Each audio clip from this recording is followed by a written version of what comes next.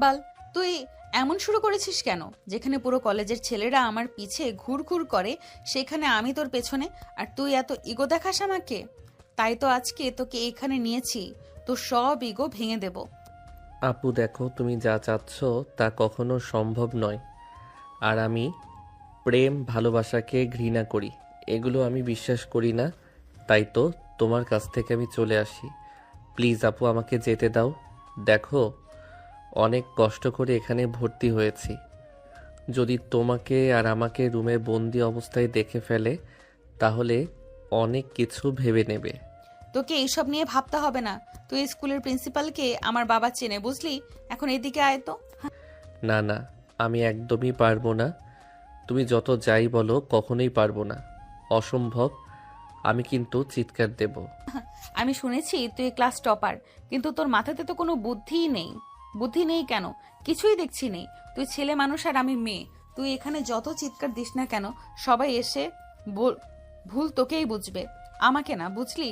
এখন এত কথা না বলে আমি যা চাইছি আমাকে দিয়ে দে, আমি এখান থেকে চলে যাই। না না, আমি পারবো না, আর আমাকে যেতে দেন বলছি।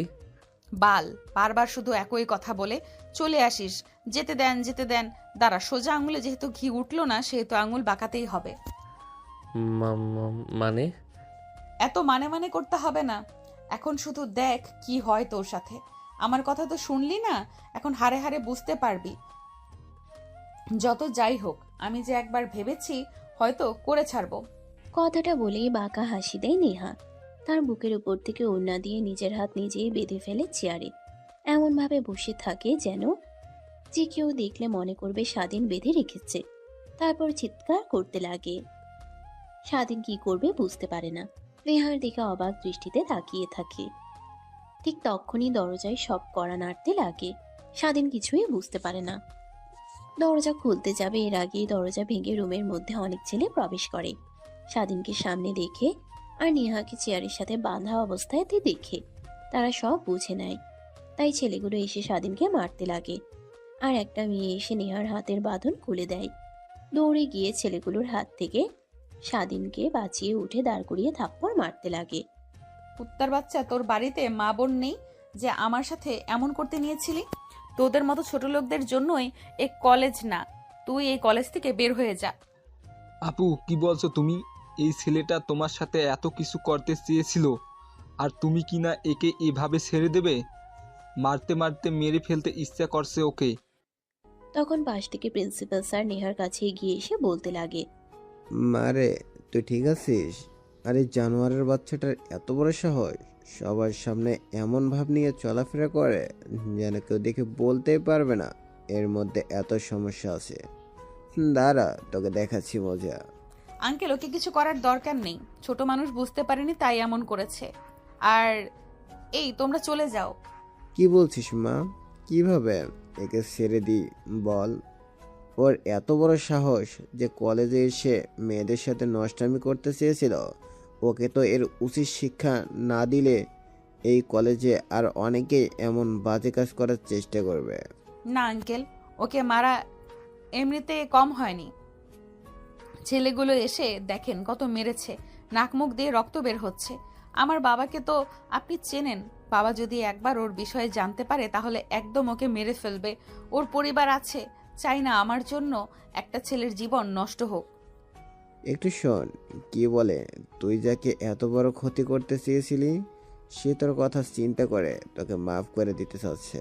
আর তুই তুই কিনা উল্টাপাল্টা কাজ করতে চেয়েছিলে। আসলে তোর জন্মের ঠিক নাই। যদি তাই হতো তাহলে নিজের থেকে সিনিয়র মেয়েকে আর কলেজে এসব করার দুঃসাহস কখনো করতে না। একটা মেয়ে মানুষ কতটা জঘন্য হলে নিজের উপরে এত বড় মিথ্যা দোষারোপ চাপিয়ে দেয়, সামান্য তার সাথে খারাপ কাজে রাজি না হওয়াতে। আর আমার কথা তো কেউ বিশ্বাস করবে না। ঠিকই বলেছিল, সে একটা ছেলের কথায় এই জগতে কোনো মূল্যই নেই। স্বাধীন কথাগুলো ভাবতেছিল।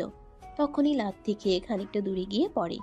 স্বাধীন সরল চোখে তাকিয়ে দেখে পুরো রুমে কালো পোশাক পরিহিত লোক দিয়ে ভরে গিয়েছে। পাশে একটা মধ্যবয়স্ক লোক দাঁড়িয়ে থেকে রাগান্বিত কণ্ঠে বলছে, জানোয়ারের বাচ্চা, তোর এত বড় সাহস, তুই কিনা আমার মেয়ের দিকে বাজেভাবে তাকাস। তুই কি ভেবেছিস আমার মেয়ে আর 5টা সাধারণ মেয়ের মতো? কখনোই না। আসলে আমার মেয়ে আর ছেলে আমার পরিচয় সবার সামনে জানাতে চায় না, আর ওরা সাধারণভাবে জীবনযাপন করতে চায়, তাই আমি ওদের জীবন নিয়ে হস্তক্ষেপ করি না। তাই বলতে আমার মেয়ের দিকে কেউ এভাবে তাকাবে আর আমি চুপচাপ বসে থাকবো নাকি? বাবা বাবা প্লিজ ওকে মেরো না, আমার সম্পূর্ণ কথা শোনো, এরপরে ওকে যত খুশি তত মেরো। আর আঙ্কেল আপনি রুম থেকে বের হয়ে যান, বাবার সাথে আমার কিছু পার্সোনাল কথা বলার আছে। নেহার কথা শুনে প্রিন্সিপাল স্যার রুম থেকে বের হয়ে যায়। নেহা বডিগার্ডদের ইশারা দিলে তারাও বের হয়ে যায়। নেহা দরজা লাগিয়ে দেয়। নেহার বাবা এখনো স্বাধীনের দিকে রাগী দৃষ্টিতে তাকিয়ে আছে। বাবা প্লিজ তুমি ওকে ভুল বোঝো না, ছেলেটার কোনো দোষ নেই।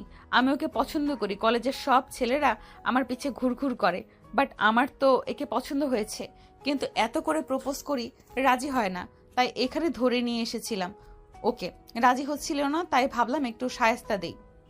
কি নেহা, তোর কাছ থেকে কখনো এরকমটা আশা করিনি। যা হয়েছে তা ভুলে যায়।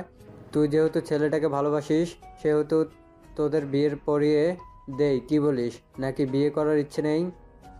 না বাবা, আমার তো অনেক পছন্দ ওকে, প্রথম দিন দেখার পর থেকে। বিয়ে হলে তো আর খারাপ হয় না। বাবা আমার একটা কথা রাখবে? আচ্ছা ঠিক আছে, যা। তুই ভালো বুঝিস তার ছেলের পরিচয় কি কি, তার ছেলের পরিচয় কি কি করে, এগুলো না জেনেই রাজি হয়ে গেছিস? এই নিয়ে তোমাকে ভাবতে হবে না, আমি ওর বিষয়ে সব খোঁজ খবর নিয়েছি। ওর বাবা মা নেই, ছোট বোন নিয়ে থাকে। ওর বাবা নেই, মা আর ছোট বোন নিয়ে থাকে। পড়ালেখার পাশাপাশি পার্ট টাইম কাজ করে। ওর মা বাসা বাড়িতে মাঝে মাঝে কাজ করে, ওটা দিয়ে ওদের সংসার চলে।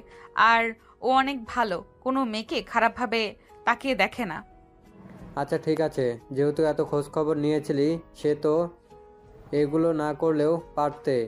ছেলেটাকে সবাই মিলে অনেক মেরেছে, আর আমি শুনে তো নিজের রাগকে কন্ট্রোল করতে না পেরে 5 মিনিট লাগেনি চলে এসেছি।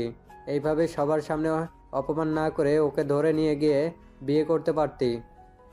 বাবা আমি বুঝতে পারিনি যে ও এরকম করবে, আর কলেজের ছেলেপেলেরা ওকে এইভাবে মারবে। ভেবেছিলাম সবাই ধরে নিয়ে গিয়ে বিয়ে দিয়ে দিবে। সরি। আমাকে সরি বলে কী লাভ? যার সাথে এইগুলো করেছিস তাকে সরি বলে দিস। আচ্ছা চল, তোদের বিয়ে দিয়ে দেই। বাবা দেখো, তোমার পরিচয় নিয়ে আমি বড় হতে চাই না, আর 5টা মেয়ের মতো আমি বড় হতে চাই। তোমাকে এমনিতেই এখানে সবাই দেখে ফেলেছে, অনেকে অনেক কথা বলবে। তুমি চলে যাও, আর আমি একে বিয়ে করে নেব। আমাকে এই নিয়ে ভাবতে হবে না। আর মা, নানু ভাই, দাদু ভাই আর রোহানকে বলে দিও আমি খুব দ্রুতই বাড়িতে আসছি। আচ্ছা ঠিক আছে, যা তুই ভালো মনে করিস। আমরা গেলাম। হ্যাঁ, আর কখনো যেন এরকম কিছু কানে না আসে আমার, বুঝলি? নেহার বাবা চলে যায়। স্বাধীনকে উঠিয়ে বসিয়ে দেয়। স্বাধীনের মুখ নাক দিয়ে রক্ত বের হচ্ছে। নেহা তার ওড়না দিয়ে মুছতে লাগে। নেহার হাত সরিয়ে দেয়। নেহা জোর করতে লাগে আর জোরে জোরে রক্ত মুছে দিতে লাগে। স্বাধীন বারবার বলে আহ আহ, চিৎকার দিয়ে ওঠে। তখন যদি আমার কথা মানতি, তাহলে আর তোকে এত মার খেতে হতো না। শুধু শুধু মার খেলি, রাজি হলে তো আর মার খেতে হতো না, আদর খেতি। দেখেন প্লিজ, আমাকে ছেড়ে দেন। আর আমাকে যদি সত্যি ভালোবেসে থাকেন তাহলে প্লিজ যেতে দেন আমাকে। এমনিতেই অনেক মেরেছেন। জান, আমি তার জন্য রিয়েলি সরি। আগেও বুঝতে পারিনি যে আমি কিছু হবে। তা বাদ দাও, চলো বিয়ে করি। তখন তো আর তোমার কোনো দ্বিমত থাকবে না। বিয়ে আবার আপনার মতো মেয়েকে? অসম্ভব। আপনাদের মতো বড়লোকদের আমি শুরু থেকে অনেক ঘৃণা করি। তার উপরে আবার কি বললেন ভালোবাসেন? অসম্ভব, কখনো আপনাকে বিয়ে করব না। আমাকে মারতে মারতে মেরে ফেললেও না। না জান, তোমাকে আর মারবো না, তোমাকে এখন থেকে রোমান্টিক অত্যাচার করব, রাজি করব। ওয়েট করে দেখাচ্ছি। কথাটা বলে নেহা স্বাধীনের কাছে এগিয়ে আসে। ঠোঁটের দিকে এগিয়ে যেতে লাগে। স্বাধীন ধাক্কা দিলে নেহা দূরে পড়ে যায়। নেহার রাগী ভাবে তাকিয়ে স্বাধীনের কাছে এসে শক্ত করে মাথার পেছনে হাত দিয়ে ঠোঁটের সাথে ঠোঁট লাগিয়ে দেয়। স্বাধীনের কোনো রেসপন্স না দেখে মাথার পিছনে চুল চেপে ধরে এক হাত দিয়ে অন্য হাত দিয়ে নাভিতে স্লাইড করতে লাগে। স্বাধীন কেঁপে উঠতে লাগে, নিজেকে কন্ট্রোল করতে পারে না। ধীরে ধীরে নেহার সাথে তাল মেলাতে লাগে। নেহা স্বাধীনের পরিস্থিতি বুঝতে পেরে স্বাধীনকে ছেড়ে দেয়। যান, এখন বলো বিয়ে করবে নাকি বাসরটাও এখানে করে ফেলবো, তারপর রাজি হবে? যত যাই করেন না কেন, আপনি আপনার মতো বাজে একটা মেয়েকে কখনোই বিয়ে করব না। যে মেয়ে নিজের চরিত্রে কলঙ্ক দাগ লাগাতে 2 মিনিটও ভাবে না, সেই মেয়েকে বিয়ে করব না আমি। অসম্ভব। বুঝতে পারছি, তোকে কিভাবে রাজি করাতে হবে, ওয়েট দেখাচ্ছি। কথাটা বলেই নেহা উঠে পড়ে তার ব্যাগ থেকে ফোন বের করে চেয়ারের উপরে রেখে দেয়। তারপর নিজের শরীর থেকে 3 পিস খুলে ফেলে। স্বাধীন দেখে চোখ বন্ধ করে অন্যদিকে তাকায়। নেহা গিয়ে স্বাধীনের উপরে বসে পড়ে নাভিতে গলায় কিস করতে লাগে। স্বাধীন নিজেকে কন্ট্রোল করতে পারে না। নেহাকে সরিয়ে দিলে শক্ত করে জড়িয়ে ধরে। স্বাধীন নিজেকে কন্ট্রোল করতে না পেরে নেহার সাথে তালে তাল মেলাতে লাগে। নিমিষেই তারা দুজন হারিয়ে যায় ভালোবাসার এক অতল গভীরে। প্রায় 40 মিনিট পর স্বাধীন হাঁপিয়ে নেহার উপরে শুয়ে পড়ে। নেহা শক্ত করে স্বাধীনকে তার সাথে জড়িয়ে ধরে। স্বাধীনের ধ্যান ভেঙে যেতেই দ্রুত উঠে পড়ে নিজের পোশাক পরিধান করে নেয়। নেহা হাসতে হাসতে তার 3 পিস পায়জামা পরিধান করে নেয় আর স্বাধীনের দিকে তাকিয়ে বলতে লাগে, এখন বল বিয়ে করবি নাকি একের মতোই এখানেও বলবি? হ্যাঁ, এখনো আমার মতো একই। কখনো আমাকে এসব দিয়ে রাজি করাতে পারবেন না, আর ভাবছেন যা, সেটা তো বোকা। আমি একটা মাত্র। হ্যাঁ বুঝতে পারছি, তোকে রাজি করানো এত সহজ না। এত কিছু করার পরও রাজি হচ্ছিস না, তার জন্যই তো এটা করা। এই দেখ ভিডিও, বেশি কিছু না, এটা তোর মাকে দিয়ে দেখাবো, তাহলে দেখবি তোর মা তোকে জোর করে আমার সাথে বিয়ে দিয়ে দিবে, বুঝলি? এখন ভাব কি করবি, চুপচাপ হাসি মুখে আমাকে বিয়ে করবি?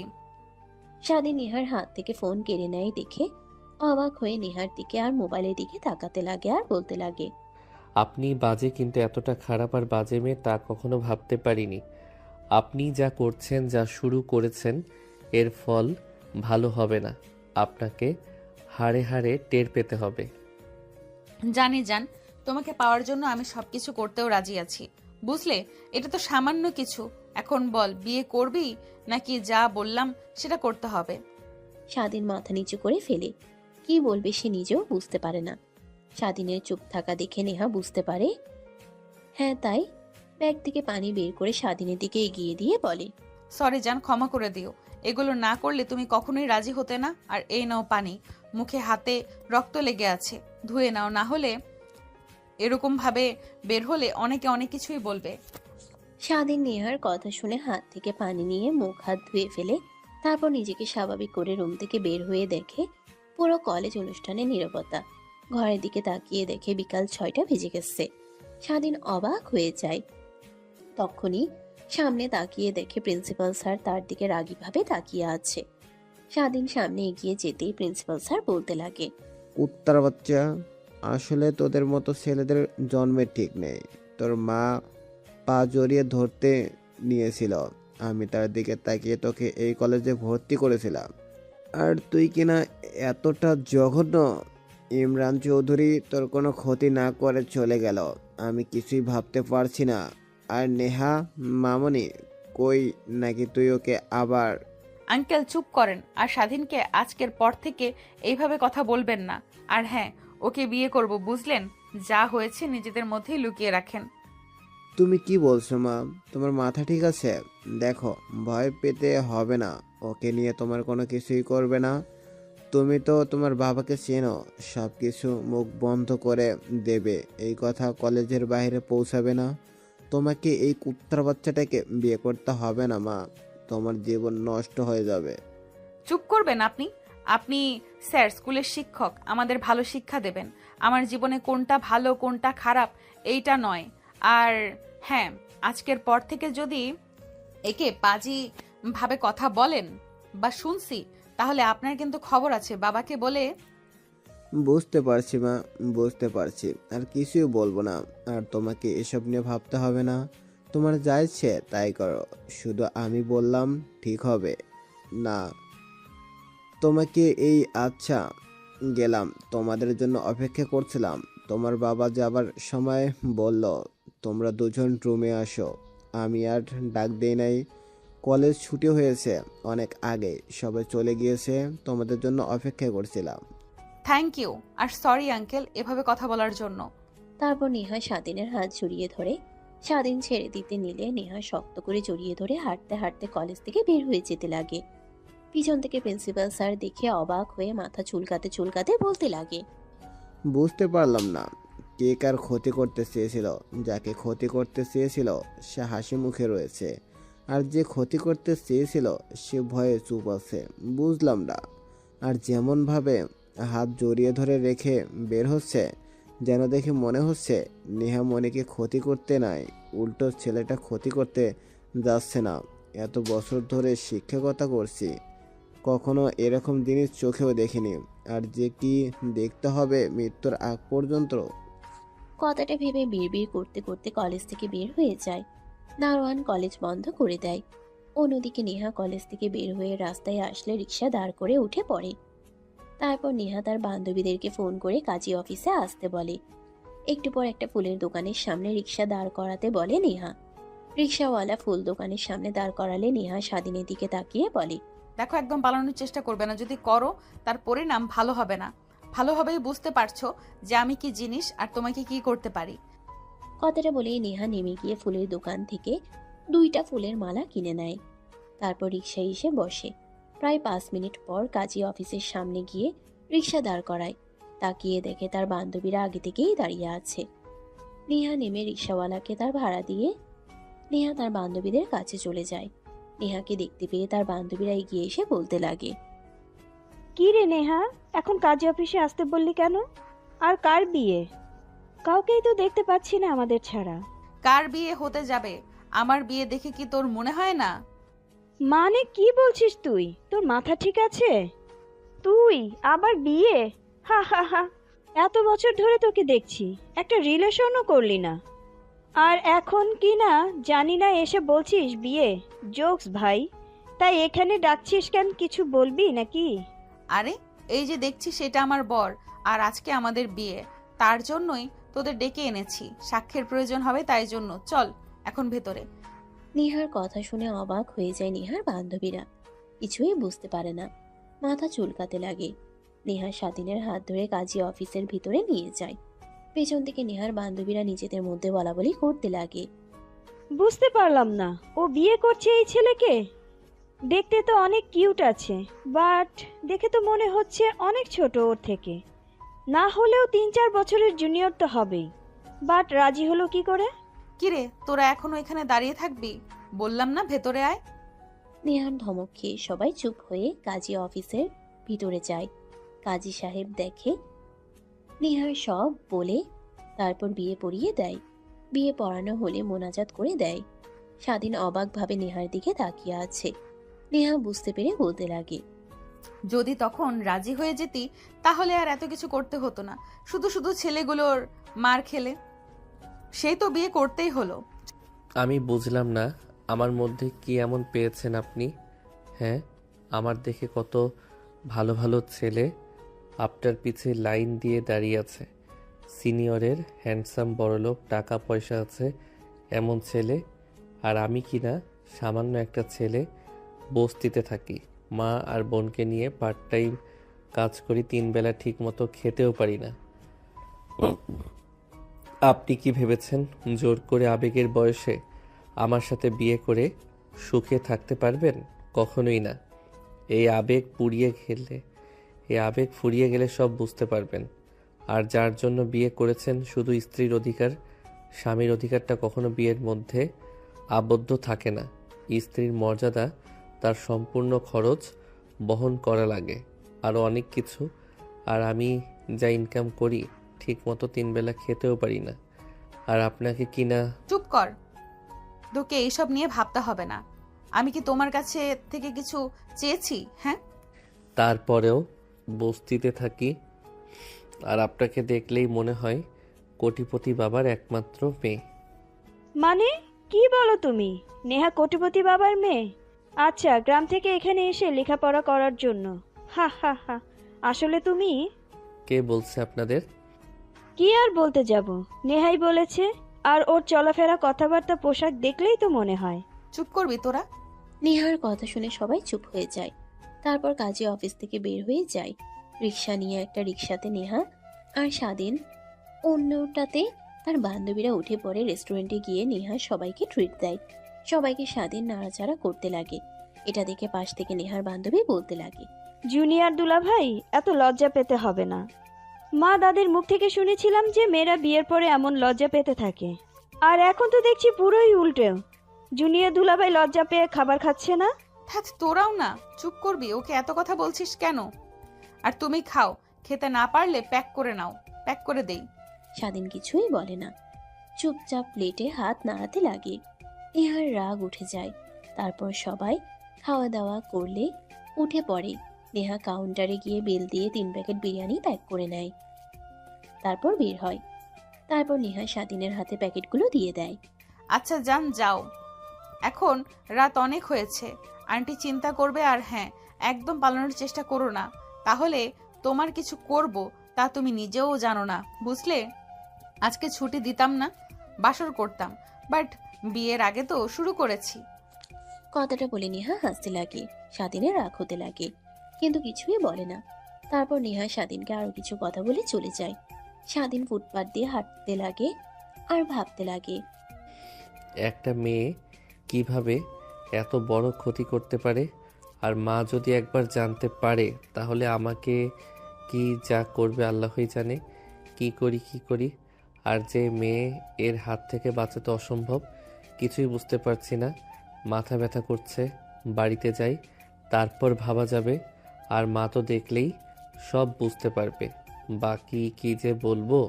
কথাটা ভাবতে ভাবতে ফুটপাত দিয়ে স্বাধীন তার বাড়ির উদ্দেশ্যে যেতে লাগে। প্রায় 10 মিনিট পর বাড়িতে চলে যায়। দেখ, আজকে কিন্তু আমার আপু আসবে। আপু কিন্তু অনেক দেমাগি, বাট তার একটা কিউট মেয়ে আছে, অনেক ভালোবাসে আমাকে, অনেক মিষ্টি, আর আপুর কাছ থেকে দূরে দূরে থাকবে, বুঝলি? বাট কেন? আর তোর আপু মানে? আমি তো তোদের এই বাসাতে প্রায় 2 বছর হলো আছি, কখনোই তো তোর আপুকে দেখিনি বা শুনিও নি। আঙ্কেল বলেছিল একবার, অতটা লক্ষ্য করিনি। হ্যাঁ, আপুর সাথে আমাদের সম্পর্কটা তেমন ভালো না। আমার আপু জোর করে একটা ছেলেকে বিয়ে করে, পরে ছেলেটা কোথায় যেন হারিয়ে যায়, বাট আপু প্রেগনেন্ট হয়ে যায়। চারপাশে এই খবর ছড়িয়ে গেলে বাবাকে অনেক অনেক কথা বলতে লাগে। বাবা রেগে আপুকে অনেক কথা শুনিয়ে দেয়। তারপর থেকে আপু এই বাড়িতে আসে না। বাবা অনেক জোরাজুরি করে ক্ষমা চেয়েছে, তাই আসছে আজ। এর জন্যই এত কিছু সাজানো। বাট একটা কথা শোন, আজকে আপুর জন্মদিনও কাউকে বলিস না।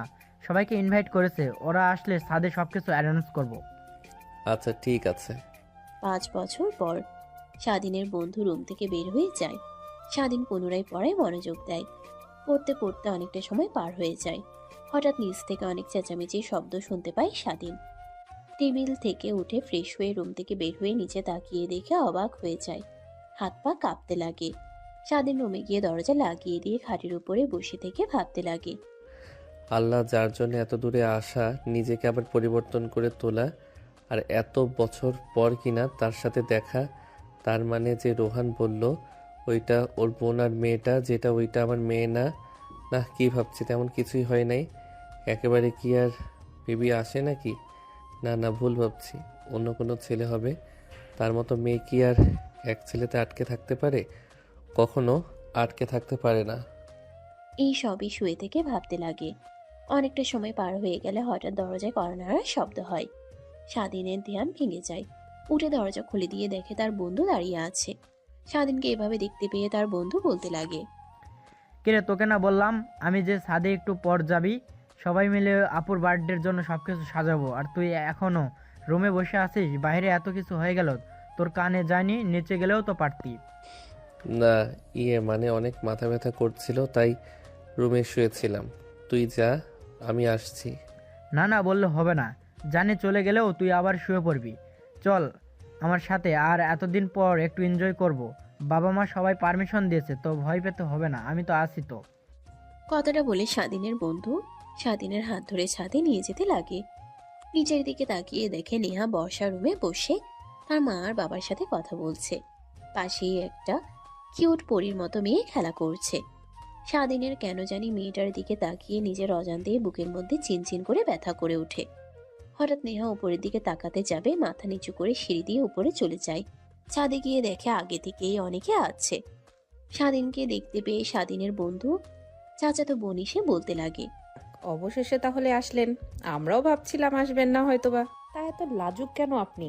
আসার পর থেকে দেখছি রুম থেকে বেরি হন না। এভাবে চললে হবে? প্রেম টেম করতে হবে না? বিয়ে শাদী করতে হবে না নাকি? কথাটা বলেই নেহার চাচাতো বোনেরা নিজেদের মধ্যে হাসি করতে লাগে। স্বাধীন মাথা নিচু করে ফেলে। এটা দেখে পাশ থেকে স্বাধীনের বন্ধু বলতে লাগে, দেখ তোরা, আর ওর কিছু লাগবে না তো এমনি মেয়েদের থেকে দূরে দূরে থাক। আর ঘর থেকে তেমন একটা বেরি হয় না, সারাক্ষণ পড়ালেখা নিয়ে ব্যস্ত থাকে। তাই তো বাবা আমার থেকে ওকে বেশি ভালোবাসে, নিজের ছেলের মতো। তুই চল তো, এরা ভালো না, এদের কাছ থেকে দূরে থাকবি। চলো ওইদিকে কাজ করবি আমার সাথে। আরে ভাই, রেখে যাও ওকে। ভালোই তো মজা করছিলাম, নিয়ে যাস না। কথাটা বলে আরো বেশি করে হাসাহাসি করতে লাগে।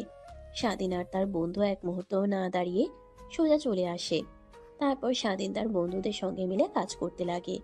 অনেকটা সময় পর পুরো বাসার শার্টরা আলোকিত হয়ে যায়। চারপাশটা বেলুন দিয়ে সাজিয়ে রাখে। মাঝখানে টেবিলের উপর কেক এনে রেখে দেয়। বড় বড় করে নাম লেখা নেহা। স্বাধীনের কেন জানি কেকের দিকে তাকিয়ে বুক মুচড়ে ওঠে। এসব আর ভালো না লাগায় ছাদের এক পাশে গিয়ে চেয়ারে বসে থেকে ভাবতে লাগে, আল্লাহই জানে কেন যেন আমার জীবনে ভালো দিন খুব একটা বেশি দিন থাকে না। বেশ তো চলছিল, লেখাপড়া করার খরচ বহন করতে হতো না, সব নেহাপুর বাবা দিত। এখন তার উনি এসেছেন, দেখলে তো রেগে যাবেন। এখানে কখনোই থাকতে পারবো না। কি করব? আর 2টা মাস পর এক্সাম, এখন তো আর কিছু করতে পারবো না। কথাগুলো ভাবছিল, হঠাৎ পিছন থেকে কে যেন কাঁধে হাত রাখে। স্বাধীন চমকে পিছনের দিকে তাকিয়ে দেখে তার বন্ধু। স্বাধীনের চমকে ওঠা দেখে হাসি দিয়ে বলতে লাগে, আরে হাদারাম, ভয় পেতে হবে না, সবাই কত এনজয় করেছে, গানের তালে তালে নাচানাচি করছে, আর তুই কিনা এখানে এসে মন খারাপ করে বসে আছিস। দেখ, মন খারাপ করিস না, যা হবার তা তো হয়েই গেছে। এগুলো নিয়ে ভাবলে তোমার জীবন পাল্টে যাবে না, নতুন করে বাঁচতে হয়, একটা জীবন উপভোগ করতে হয়। আর হ্যাঁ, আল্লাহ যা করে আমাদের ভালোর জন্যই করে, সবকিছু মাথা পেতে নিতে হয়। চিরকাল এই পৃথিবীতে কেউ থাকে না, তুইও থাকবি না, একদিন মারা যাবি, আমিও থাকবো না, মারা যাব। স্বাধীন তার বন্ধুর কথা শুনে আচমকাই চোখ দিয়ে পানি নির্গত হয়। স্বাধীন বসে থেকে উঠে তার বন্ধুর গলা জড়িয়ে ধরে বলতে লাগে, জানি না জীবনে কি ভালো একটা কাজ করেছিলাম যে তোর মতো বন্ধু পেয়েছিলাম। জানি না আমাদের বন্ধুত্ব তা ঠিক কতদিন টিকে থাকবে, কিন্তু ভাই বিশ্বাস করো একটা কথা, সব কিছুর পিছনে আমার কোনো হাত ছিল না, আর তখন এত কিছু বুঝতেও পারিনি। মানে কি বলছিস তুই? তোর কোনো হাত ছিল না? আবার তখন এইসব আবেগ কাজ করে নাই, বুঝতে পারিসনি? ছোট ছিলি মানে দেখ, এমনিতেই মাথা খারাপ হয়ে আছে, দিন দিন ঈশিতার অত্যাচার বেড়ে চলেছে, আর তুই এমন ভাবে কথা বলছিস, আমার অনেক রাগ হচ্ছে। কেন রে, মেনে নিলেই তো পারিস। মেয়েটা এত তোর পিছু ঘুরঘুর করছে, আর দেখেছি তো ভার্সিটিতে তেমন কোনো ফ্রেন্ড নেই, সবসময় একাই থাকে আর তোর পিছু পিছু ঘুরে। পারলে একটু সময় দিতে পারিস, তাহলে তোর বিষয়ে সব ভালোভাবে বুঝতে পারবে। আদেও তোকে সত্যিকারের ভালোবাসে নাকি তোর বাবার সম্পত্তি দেখে? আরে ভাই, জানি সব আমার বাবার টাকার দিকে নজর ওর। মা ছিল 1 নম্বরের একটা খারাপ মহিলা, যার জন্য আমার চাচার জীবন নষ্ট হয়ে গেছে, আর এখন কিনা ও আমার পিছু পিছু ঘুরছে। আমি চাই না আমার অবস্থা আমার চাচার মতো হোক। মানে তোর চাচাও আছে, আর তোর চাচার কি এমন হয়েছে? আর দেখ ভাই, মা যেমন মেয়ে তেমনই হবে, এটা কিন্তু ঠিক নয়। হাতের 5টা আঙ্গুল এক হয় না। দেখ তুই থাক, বিয়ের কথা আমার কিন্তু রাগ উঠে যাচ্ছে, তখন দেখবি তোকেই আমি মেরে বসবো। কিন্তু এখন চল, ওইদিকে সবাই এনজয় করছে, তুইও করবি। দেখ, তুই তো জানিস আমার এইগুলো একদমই পছন্দ হয় না। নাচ গান ড্রিঙ্কস করা এগুলো ভালো লাগে না। সো তোরা যা, আমি এখান থেকে দেখি আর উপভোগ করি। না না, আজকে আর না করতে পারবি না, আজকে তোকে ড্রিঙ্ক করতে হবে। কথাটা বলেই স্বাধীনকে জোর করে সবার কাছে নিয়ে যায়। সবাই নাচ গান করছে আর ড্রিঙ্কস করছে। স্বাধীনের বন্ধু ড্রিঙ্কস ঠেলে গ্লাসে দিলে স্বাধীন খায় না, পাশে রেখে দেয়। দেখতে দেখতে অনেকটা রাত হয়ে যায়। রাত 11:50 হলে স্বাধীনের বন্ধু নিচে চলে যায়। প্রায় 5 মিনিট পর কালো কাপড় চোখে বেঁধে একটা মেয়েকে উপরে উঠিয়ে আনে। স্বাধীন ভালোভাবেই দেখে বুঝতে পারে এটা নেহা। ধীরে ধীরে আড়াল হয়ে যেতে লাগে। তারপর ছাদের এক কোণায় গিয়ে বসে থেকে দেখতে লাগে। দেখে নেহাকে টেবিলের কাছে নিয়ে এসে চোখের কাপড় বেঁধে দিয়ে সবাই হ্যাপি বার্থডে বলে উইশ করতে লাগে আর উদযাপন করতে লাগে। নেহা কেক কেটে এক এক করে সবাইকে খাইয়ে দিতে লাগে। স্বাধীনের বন্ধু স্বাধীনকে দেখতে না পেয়ে এদিক ওদিক তাকাতে লাগে। তারপর তার দিকে এগিয়ে আসতে লাগে। স্বাধীন তাকিয়ে তাকিয়ে দেখতে লাগে। স্বাধীনের কাছে এসে একটা থাপ্পড় মেরে বলতে লাগে, শালা তুই এমন কেন রে? এত বছর ধরে আমাদের সাথে আসিস, আমরা কত পার্টি করি, এনজয় করি, আর তুই আমাদের দেখেও তো শিখতে পারিস, সবসময় চুপচাপ করে বসে থাকিস। আপু সবাইকেই তো খাইয়ে দিচ্ছে, তোকে ডাকছি তুই তো শুনছিস না, এখানে এসে বসে আসিস। চল আপুর সাথে পরিচয় করে দিই। না না, তার কোনো দরকার হবে না, এমনিতেই পরিচয় হয়ে নেব, এখন দরকার নেই, থাক। ধ্যাত শালা, চল তো আমার সাথে এখনই। কথাটা বলেই স্বাধীনের বন্ধু স্বাধীনের হাত ধরে তার বোনের দিকে নিয়ে যেতে লাগে। দেখে নেহা তার মুখে লাগানো কেক টিস্যু দিয়ে মুছছে। তখনই স্বাধীনের বন্ধু স্বাধীনকে সামনে দাঁড় করিয়ে বলতে লাগে, আপু পরিচয় হও, এটা আমার সব থেকে ভালো বেস্ট ফ্রেন্ড, যে কিনা আমার সুখে দুঃখে সবসময় আমার সাথেই থাকে। তোমাকে যে বলেছিলাম না একটা ছেলের কথা, এই এসে আমাদের বাড়ির থেকেই লেখাপড়া করে, জানো আপু বাবা আমার থেকে ও একে বেশি ভালোবাসে, জানো আমি তার ছেলে না, এটাই তার ছেলে। কি হলো আপু, কথা বলছো না কেন? এভাবে কি দেখছো? কই কিছু না। আচ্ছা তুমি তো মনে হয় কেক খাওনি আজকে, এদিকে আসো খাইয়ে দেই। না না আপু, দরকার নেই, এমনিতেই বসেছিলাম সাইটে, কিন্তু দেখেন না আমাকে ধরে নিয়ে এসেছে, এখানে পরিচয় করে দিবে বললাম, এমনিতেই পরে পরিচয় দেওয়া যাবে। কেন, ভালোই তো করেছে, সবাই এখানে আনন্দ করছে, আর তুমি কেন আমার পাশে বসে থেকে তাকিয়ে তাকিয়ে দেখছো? আরে আপু কাকে কি যে বলো না, তুমি এত বছর হলো আমাদের সাথেই আছে, আমরা এতই জায়গাতে যাই, আনন্দ করি, ড্রিঙ্কস করি, বাট একে তো একদিনও ড্রিঙ্কস করাতে পারিনি।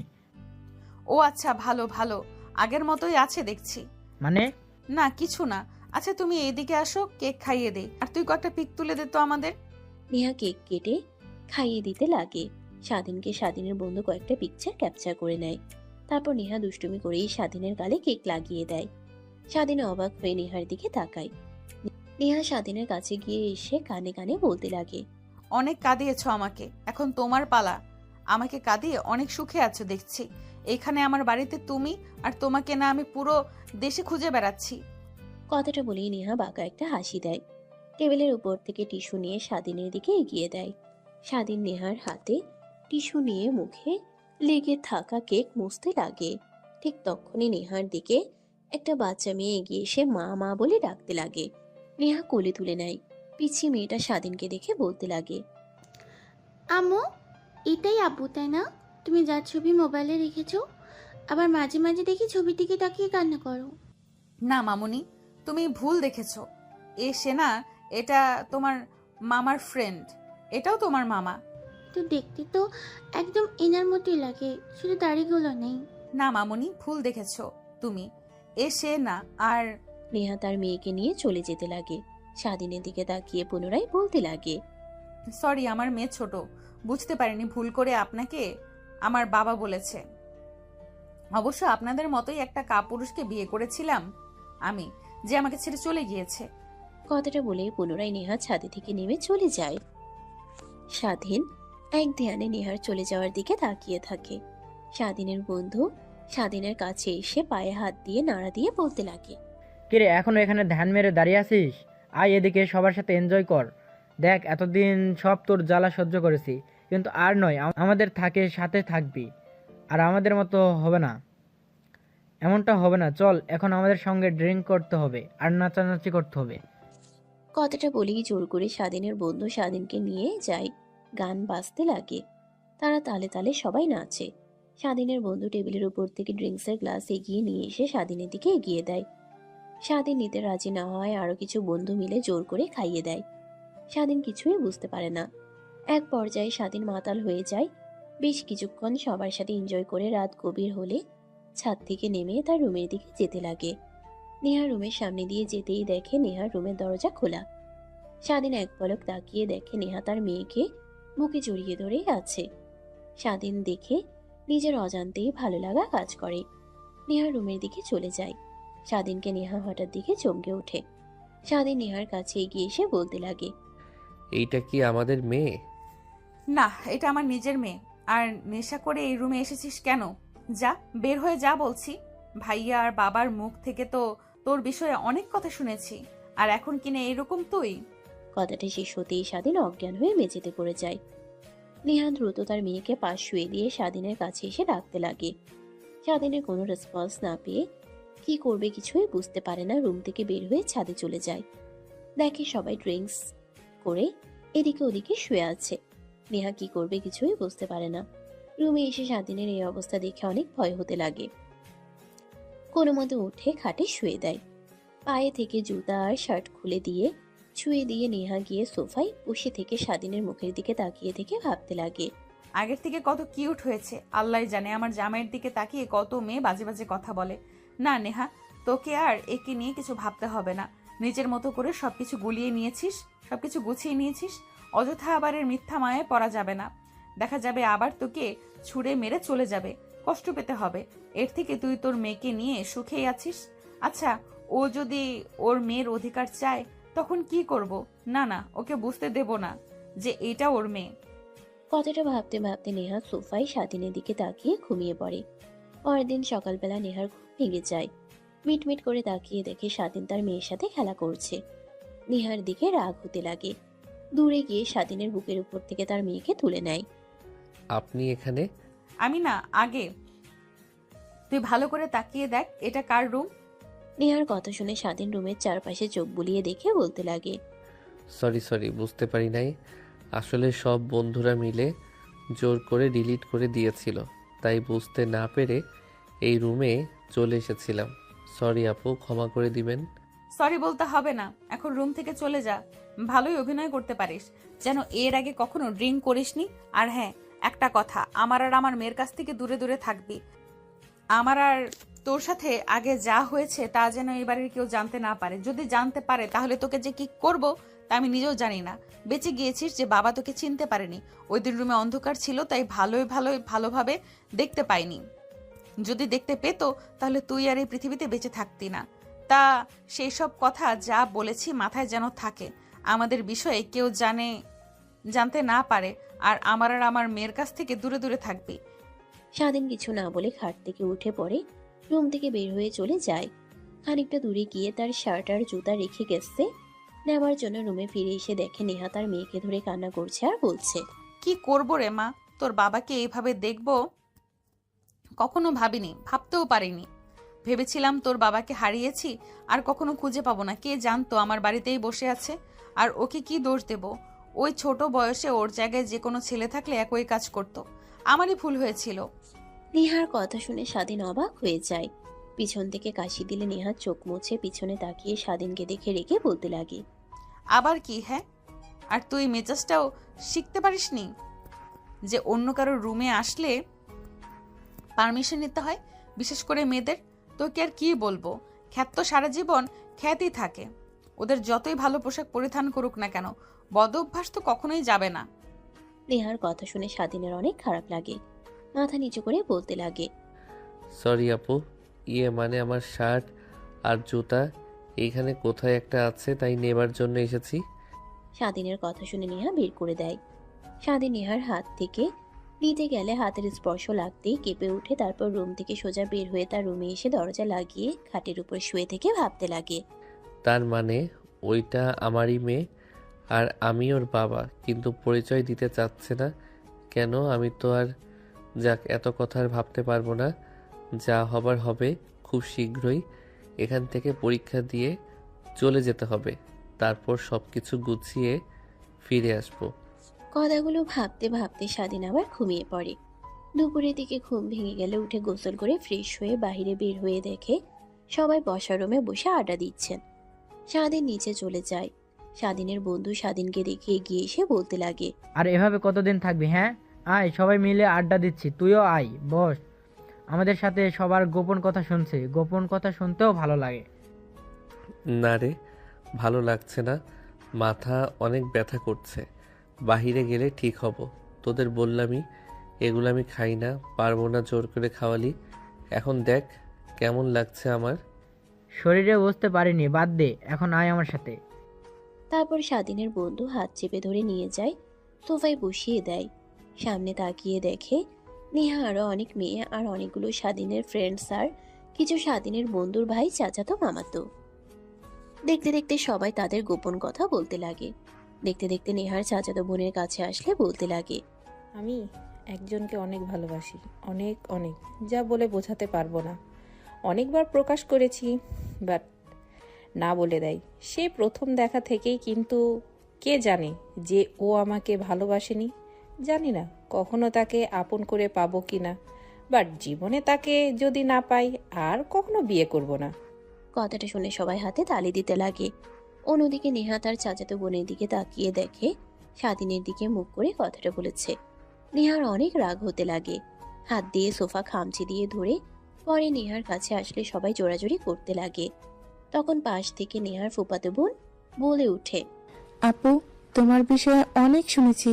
তুমি একটা ছেলেকে ভালোবাসতে বিয়ে করেছিলে, পরে ছেলেটা চলে যায়, বাট সব তো আর শুনেছি আঙ্কেলের কাছ থেকে আর তোমার ভাইয়ের কাছ থেকে। তোমার মুখ থেকে তো এমন কিছুই শুনিনি। প্লিজ আপু, বলবে একটু আমাদের? প্লিজ আপু, প্লিজ। সবাই মিলে জোরাজোরি করতে লাগে।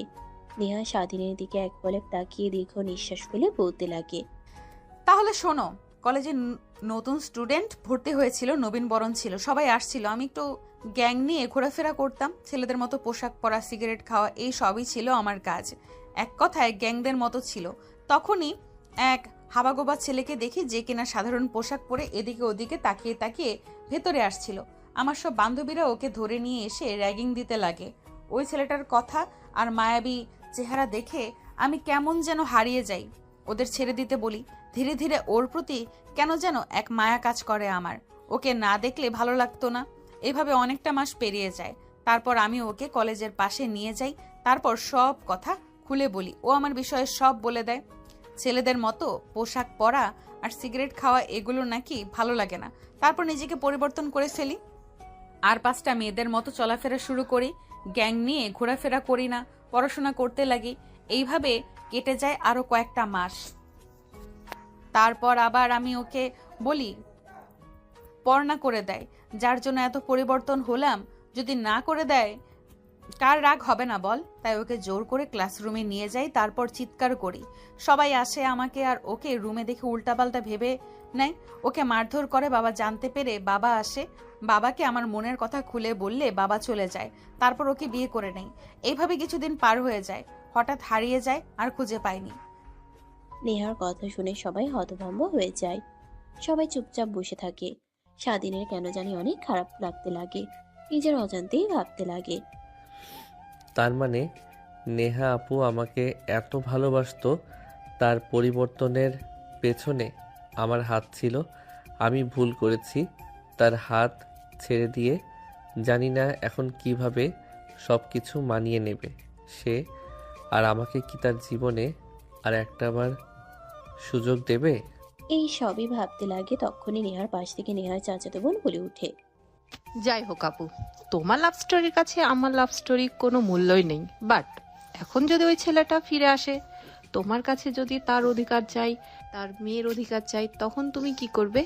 জানি না আদৌ আসবে কিনা, আর আসার সাহস করবে কিনা। বাট যদি সে তার ভুল বুঝতে পারে আর আমাদের মেনে নেয়, আর সে যদি চায় যে আবার এক হয়ে যায়, তাহলে বিষয়টা ভেবে দেখব। বাট আপু, তুমি তো জানো না, বাবা আর বরযাত্রী মিলে সিদ্ধান্ত নিয়েছে তোমাকে বিয়ে দিবে। তারা ছেলে দেখাও শুরু করেছে।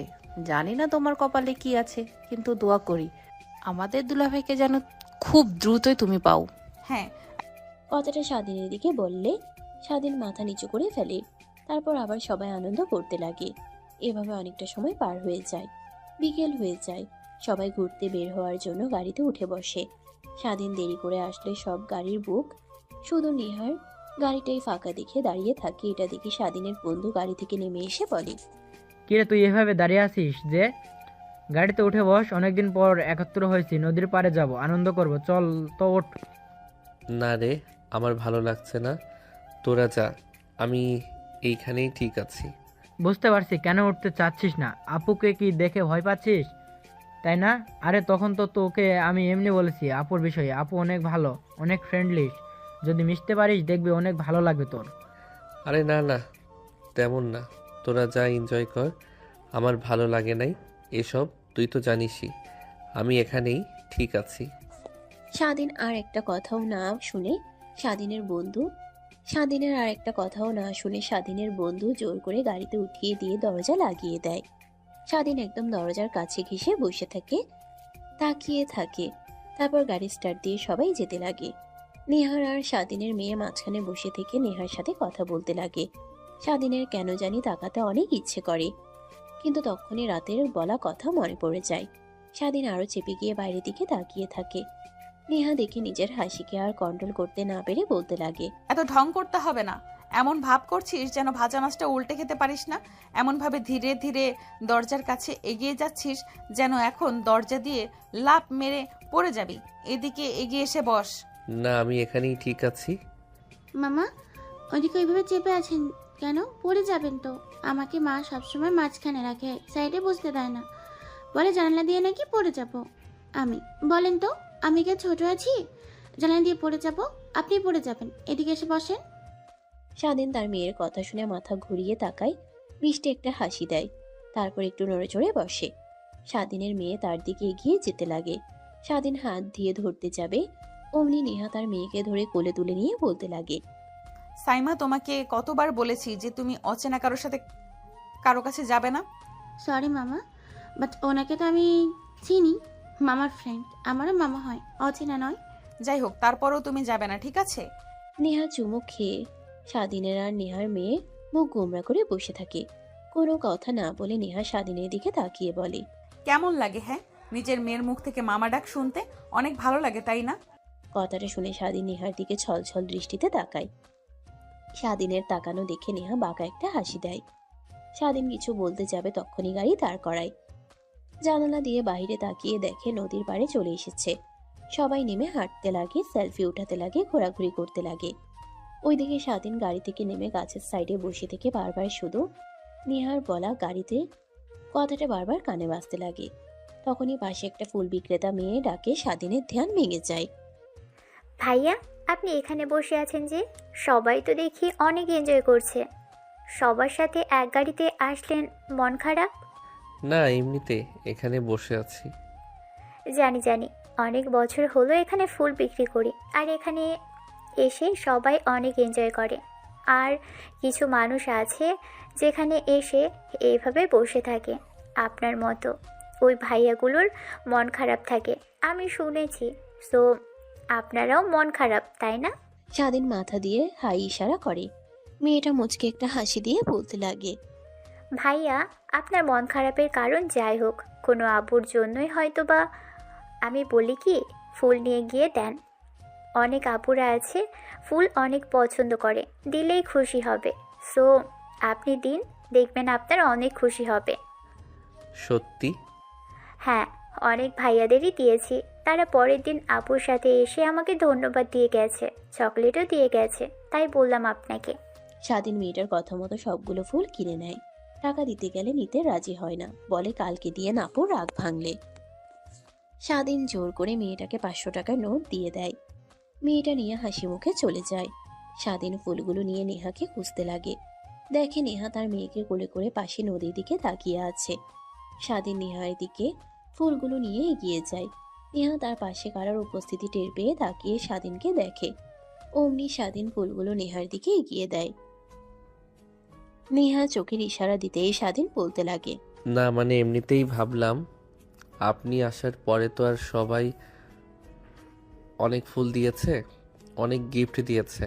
আমি তো আর টাকা উপার্জন করি না, আঙ্কেল দেয়, ওই টাকা দিয়ে পড়াশোনা করি। হাত খরচ ওটাও আঙ্কেল দেয়। তাই ভাবলাম এই ফুলগুলো আপনাকে দেই, খুশি হবেন। যেদিন তুমি নিজের টাকা দিয়ে ফুল কিনে দিতে পারবি ওই দিন দিস। আসছে আমার বাবার টাকা দিয়ে ফুল কিনে আবার আমাকে দিতে। যাই হোক, দেব। আর 2 মাস পর পরীক্ষা শেষ হলেই চাকরি করব, তখন দেব। এখন এটা রেখে দিন। স্বাধীন জোরাজোরি করতে লাগে নেহার, রাগ হতে লাগে। ফুল হাতে নিয়ে মাটিতে ফেলে দিয়ে ঠাস ঠাস করে থাপ্পড় লাগিয়ে দেয়। সবাই নেহা আর স্বাধীনের দিকে তাকায়। তোকে কতবার বলবো যে আমি নেব না, তারপরেও জোর করে চলেছিস। আসলে তোর মতো ছোট লোকরা এমনই হয়, যখন যা চায় তখন তা দেয় না, আর যখন যা চায় না তখন তা নিয়ে জোরাজোরি করে। স্বাধীন হাত দিয়ে দুই গাল চেপে ধরে সেখানেই বসে পড়ে। নেহা রেগে সেখান থেকে চলে যায়। স্বাধীনের বন্ধু দৌড়ে এগিয়ে এসে স্বাধীনের পাশে বসে বলতে লাগে। বুঝলাম না আপু, তোর উপরে হঠাৎ রেগে গেল কেন? আপু তো এমন না, কি করেছিস? স্বাধীন কিছুই বলে না, ফুলের দিকে এক দৃষ্টিতে তাকিয়ে আছে। এটা দেখে স্বাধীনের বন্ধু বলতে লাগে। ও আচ্ছা, বুঝতে পারছি, আপুকে ফুল দিয়েছিস, তাই তো আপু তোর উপর রেগে গিয়েছে। বাট আপু তো গোলাপ ফুল অনেক পছন্দ করে, রাগার তো কোনো কথা না। আচ্ছা চল, আপুকে জিজ্ঞেস করব। এখন ওঠ, সবাই গাড়িতে উঠে গেছে, যেতে হবে, সন্ধ্যা হয়ে গেছে। স্বাধীন তার বন্ধুর কথা মতো উঠে দাঁড়ায়। তারপর নেহার গাড়িতে স্বাধীনকে উঠিয়ে দিয়ে তার বন্ধু তার গাড়িতে চলে যায়। স্বাধীন চুপ করে দরজার পাশে বসে থেকে বাইরে তাকিয়ে থাকে। নেহা স্বাধীনের দিকে তাকিয়ে কেন যেন অনেক খারাপ লাগা কাজ করে। দেখতে দেখতে বাড়িতে চলে আসে। স্বাধীন গাড়ি থেকে নেমে চুপচাপ তার রুমে চলে যায়। এইভাবে কেটে যায় 4 মাস। 4 মাস পর আপু আমি পরীক্ষাতে A+ পেয়েছি, আর স্বাধীন গোল্ডেন A+ পেয়েছে। যাক আলহামদুলিল্লাহ, অনেক ভালো করেছিস। হাই মিষ্টি খা। আর স্বাধীন কোথায়? ওকে এই কয়েকটা মাস যেন দেখাই যাচ্ছে না। আমি তো জানি না, বাবা পরীক্ষা শেষ হলো 2 মাস হলো, তাও ওর রুমে বসে থেকে কি যে করে, ডাকলেও আসে না, রাগ দেখায়। তা কি করবে, ওর মতো ছোট লোকের বাচ্চারা আর কি করবে? দেখ কোন মেয়ের জীবন নষ্ট করছে। মানে আপু কি বলছো তুমি সব স্বাধীনের বিষয়ে? যা সত্যি তাই বলছি, না হলে এখনো কোনো ছেলে এভাবে দিনের পর দিন রুমে বসে থাকতে পারে? দেখ কোন মেয়ের সাথে প্রেম করছে। না আপু অনেক ভালো, তুমি জানো না আমার ভার্সিটির কত মেয়ে ওর পিছু পিছু ঘোরে, বাট কোনো মেয়েকেই পাত্তা দেয় না। কেউ যদি ওকে প্রপোজ করে ওই মেয়েটাকে ভালোভাবে বুঝিয়ে সরিয়ে দেয়। আমি বলেছি অনেকবার রিলেশন কর, ভালো একটা মেয়ে দেখে, ও বারবার বলে না, আর কি যেন আমার কাছ থেকে লুকায়। তারপর থেকে আমিও আর কিছু জিজ্ঞেস করি না। ও আচ্ছা ভালো। আর রাখো তো তোদের কথা, যা ওকে ডেকে নিয়ে আয়, বল আমি ডাকছি।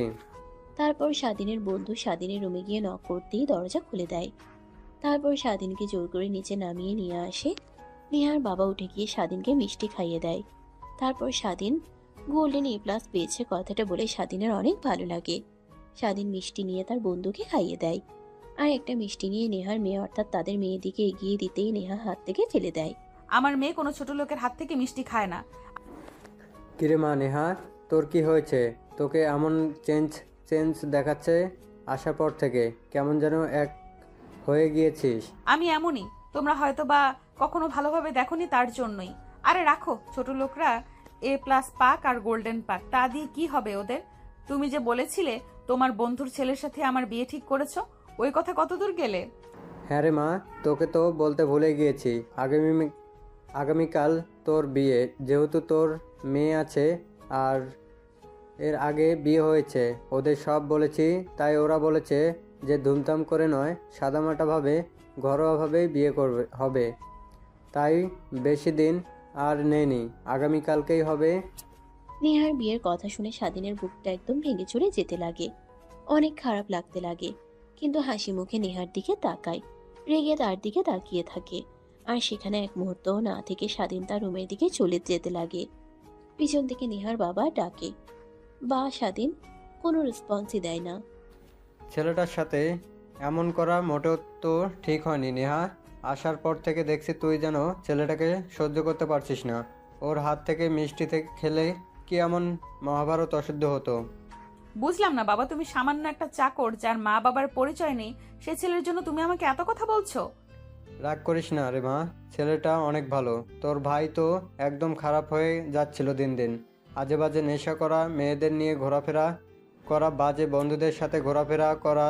তাই তখনই স্বাধীনের সাথে পরিচয় হয়। এরপর থেকে স্বাধীনের সাথে চলতে চলতে দেখ একদম ভালো হয়ে গিয়েছে। যেখানে প্রত্যেকবার ফেল করতো এইবারে প্লাস পেয়েছে। তো ভাইয়ের এত পরিবর্তন এসেছে, ওর হাত আছে। সবাইকে ঠিকই পরিবর্তন করুক, শুধু নিজের জীবন আর জীবনসঙ্গী চাই না। কিছু বললি মা? না বাবা। কথাটা বলেই নেহা রেগে বসা রুম থেকে উঠে চলে যায়। নেহার বাবা নেহা চলে যাওয়া দেখে হাসতে লাগে। স্বাধীনের বন্ধু অবাক হয়ে তাকিয়ে থাকে। নেহার বাবা অবাক হয়ে তাকিয়ে থাকা দেখে স্বাধীনের বন্ধুকে কাছে এগিয়ে কানে কানে অনেক কথা বলে। স্বাধীনের বন্ধু শুনে তো যেন আকাশ থেকে মাটিতে পড়ে। কি বলছো বাবা? তার জন্যই তো বলি আপু তো কারোর সাথে খারাপ আচরণ করে না। স্বাধীনকে দেখলে যেন আর রাগ উঠে যায়। আরে বাবা, রাগ যা হবার তা তো হয়েছেই। আর তোকে যা করতে বলেছি তুই করে নিস, আর তোর বন্ধুদের সবাইকে ইনভাইট করিস। কথাটা বলেই স্বাধীনের বন্ধু উঠে যায়।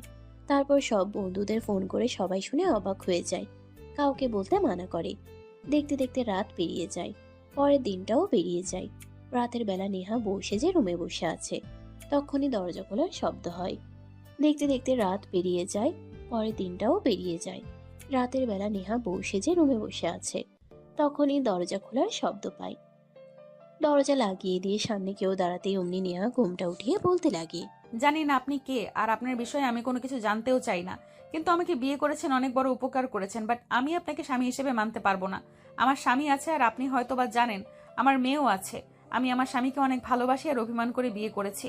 আপনি আমার পরিস্থিতিটা বুঝতে পারছেন, তাকে শায়েস্তা করার জন্য আর তার মুখ থেকে কয়েকটা কথা শোনার জন্যই আপনাকে বিয়ে করা। মানে কি বলছো? আর আপু? কণ্ঠ শুনে আর আপুর ডাকটা শুনে নেহা ঘুমটা উঠিয়ে তাকিয়ে দেখে সামনে স্বাধীন দাঁড়িয়ে আছে। খাট থেকে নেমে স্বাধীনের শেরওয়ানির কলার চেপে ধরে ঠাস ঠাস করে থাপ্পড় লাগিয়ে দিয়ে বলতে লাগে, জানোয়ারের বাচ্চা, তুই এই বাসর ঘরে কি করছিস? যা বলছি বের হ। আর তুই রুমে এসেছিস, তোকে পারমিশন দিয়েছে কে? আর পারমিশন দিতে হবে কেন? তোর মতো ছোট লোকের বাচ্চাদের পারমিশন লাগে নাকি? তখনই খট করে দরজা খোলার শব্দ হয়। নেহা স্বাধীনের কলার ছেড়ে দেয়। রুমের মধ্যে নেহার বাবা মা আর স্বাধীনের বন্ধু প্রবেশ করে। নেহা রেগে বলে, বাবা তুমি এটা কি করলে? ওর মতো ছোট লোকের সঙ্গে তুমি আমার বিয়ে দিয়ে দিলে। কাজটা মোটেও ঠিক করলে না। কি কাজ ঠিক করিনি? হ্যাঁ, তুই একা একা বিয়ে করেছিলি, ওইটা ঠিক না। আর আমরা সবাই বিয়ে পড়িয়ে দিলে ওইটাই বেঠিক। মানে? আমি সব জানি। তুই যাকে বিয়ে করেছিলি ওইটাই স্বাধীন, আর তোদের মেয়ের বাবা স্বাধীন। তুই কি ভেবেছিলি আমার মেয়ের যে এত বড় সর্বনাশ করতে চেয়েছিল তাকে আমি ছেড়ে দিব? ওর 14 গোষ্ঠী সব বের করেছি, আমি সব দেখেছি। বাট যখন তুই কোনো কিছু করতে না করলে তাই ছেড়ে দিয়েছিলাম। পরে যখন তোকে ছেড়ে চলে গেল শুনি, তখন অনেক রাগ হয়। অবশেষে তোর ভাইয়ের সাথে দেখতে পাই, তখন ছেলেটার জন্য অনেক মায়া হতে লাগে। ছোট ছেলে তোর কোন বোর্ড সামাল দিতে পারবে না, তাই ভাবি থাক না আমাদের কাছে, বড় হোক। আর তুই তো আসতে চাচ্ছিলি না, তারপর নিজের ছেলের মতো করে বড় করি, লেখাপড়া করাই। তারপর নেহার বাবা নেহাকে স্বাধীনকে কিভাবে পেল সব কথা খুলে বলতে লাগে। সবাইকে বলা শেষ হলে সবাই চলে যায়। নেহা গিয়ে দরজা আটকে দেয়। স্বাধীন ভয়ে কাঁপতে লাগে। অনেক কষ্ট দিয়েছিস তুই, আর আজকে তোকে ছাড়ছি না। প্রত্যেকটা কষ্ট আর অশ্রুর প্রতিশোধ নেব আজ। মানে? স্বাধীনের কথা সম্পূর্ণ না হতে দিয়েই নেহা স্বাধীনকে ধাক্কা দিয়ে ঘাটের উপরে ফেলে দেয়। স্বাধীনের বুকের উপরে উঠে বসে শেরওয়ানি খুলতে লাগে আর অনবরত কিস করতে লাগে। স্বাধীন তালে তাল মিলাতে লাগে। তারপর সেই দুইজন হারিয়ে যায় ভালোবাসার এক অতল সাগরে। এত কিছু আর আপনাদের জানতে হবে না। যদি জানতে খুব ইচ্ছে করে তাহলে বিয়ে করেন, বাসর রাতে কি করতে হয় তখন না হয় একদম প্র্যাকটিক্যালি দেখে নিয়েন।